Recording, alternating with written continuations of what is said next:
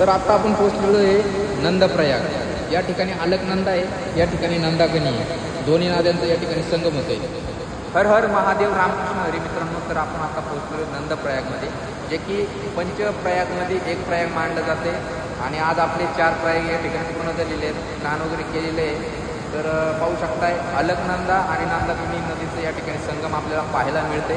तसं बघाल तर अलकनंदा पंचप्रयागमध्ये सर्व ठिकाणी त्या ठिकाणी दुसऱ्या नद्यांचा संगम करत करत ते जाऊन देवप्रयागमध्ये भागीरथी आणि अलकनंदा जाऊन त्या ठिकाणी गंगाजी होतात.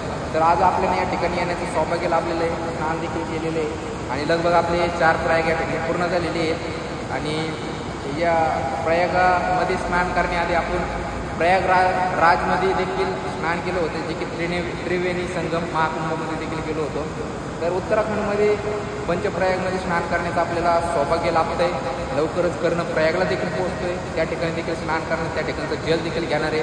तर कुठेतरी आईवडिलांचा आशीर्वाद आणि भोलेबाबांची कृपा आपल्यावर आहे असं आज मला वाटतं आहे. कारण की जे पण लोक या ठिकाणी दर्शन करण्यासाठी येतात, एवढं प्रयागांचं दर्शन देखील करू शकत नाही ते, आणि मोजून 1-2 प्रयागांचं दर्शन करून ते रिटर्न जातात. तर आपल्याला एवढं सौभाग्य लाभले की आपल्याला पंचप्रयागामध्ये दर्शन करून त्या ठिकाणी स्नान करण्याचं सौभाग्य लाभत आहे. महादेव, जशी तुमची कृपा माझ्यावर आहे तशीच कृपा साऱ्या भक्तांवर राहू द्या. बोल नमः पार्वती पतये हर हर महादेव.